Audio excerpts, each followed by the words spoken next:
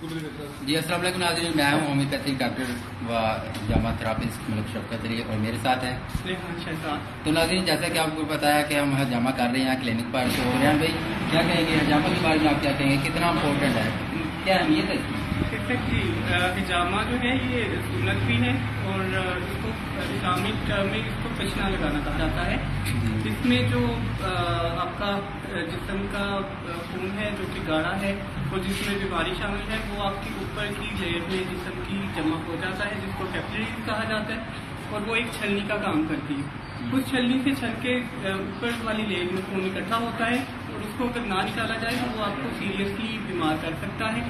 تو جب ہم اس میں حجامہ کرتے ہیں تو اوپر کی لیئر کو ہم ہلکا ہلکا سا اسکریچ کر دیتے ہیں اور اس اسکریچ میں زخم نہیں ہوتے بیسیکلی، وہ جب ایک ہلکا سا ایک